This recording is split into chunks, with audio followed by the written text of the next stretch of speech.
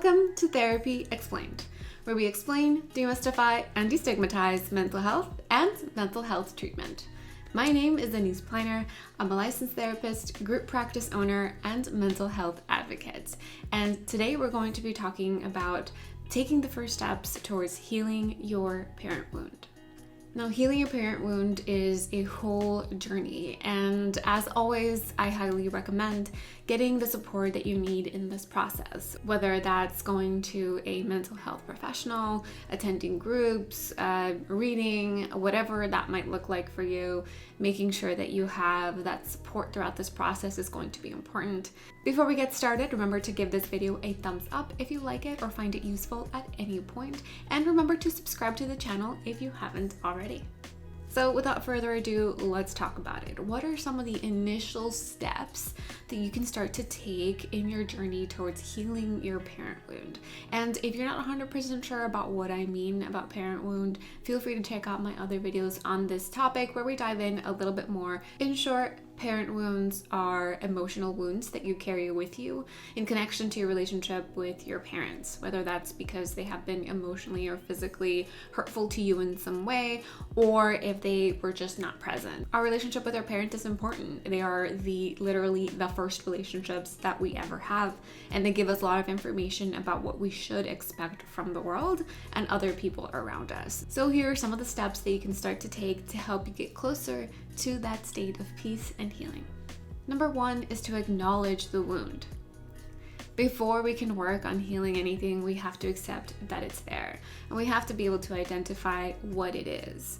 Again, your relationship with your parents is probably a very long one, so that means that you're going to have to look back and reflect on the long history that you have with them, and make sure that you're holding space for it.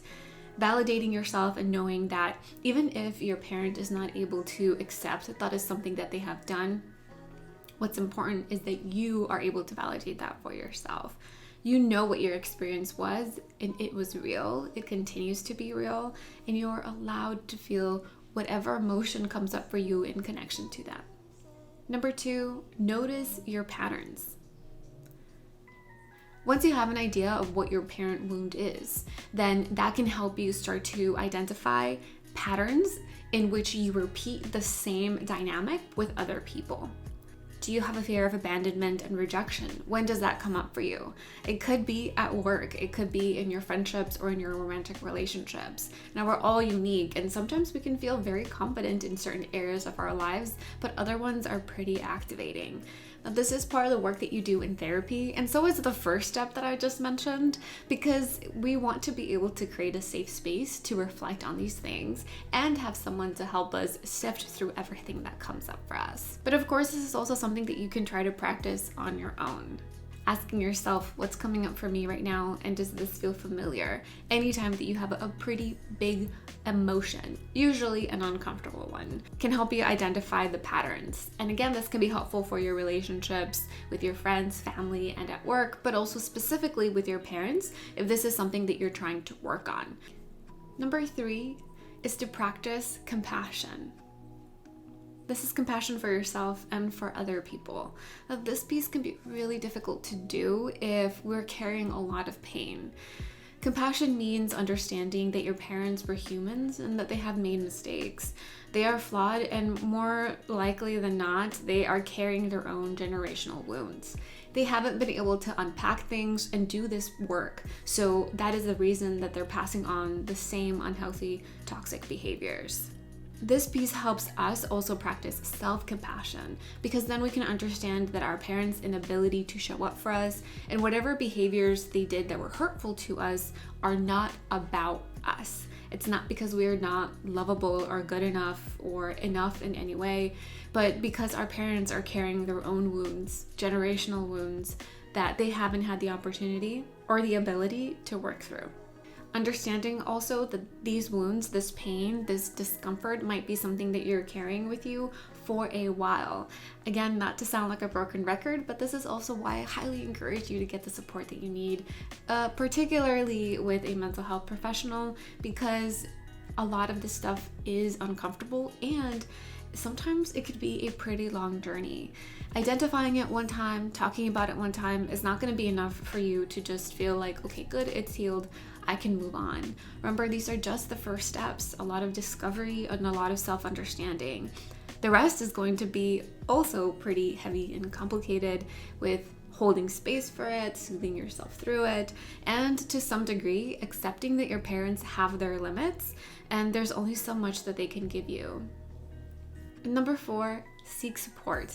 As I mentioned, working with a trained mental health professional can make a big difference. As someone who understands a lot of the stuff that I'm just talking about now and can help guide you through this rest of the journey, creating that safe space, helping you through reflection and processing, and brainstorming ways to help you feel better, to help yourself soothe and accompany you through this, what can be a long journey.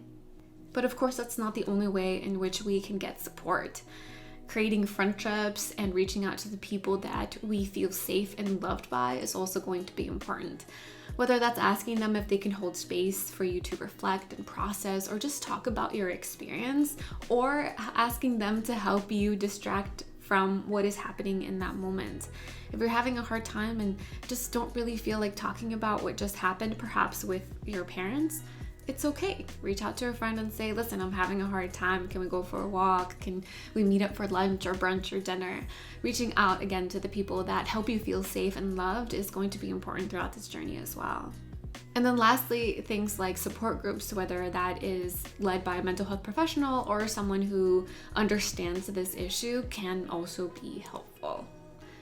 Being around people who have shared the same experience help us feel less alone and normalize what we're going through, and understand that people are going through similar things, but also make room for the fact that you're gonna deal with it very differently, and that's okay. So as I mentioned, this is an ongoing journey, and these steps are just the first steps towards this parental wound healing and healing your inner child. So be patient with yourself, be kind to yourself, and take it in baby steps. Don't aim to do all of these things at once. If one of these feels a little bit easier, go ahead and take that. Remember, as with all my videos and all of our conversations, take with you what feels comfortable and safe and what's calling to you, and whatever doesn't, leave it behind. This is your journey and you get to decide what it's going to look like. I hope today's video was helpful. If it was, make sure to give it a thumbs up, and don't forget to subscribe to the channel if you haven't already. Thanks so much for watching, and I will see you in the next one.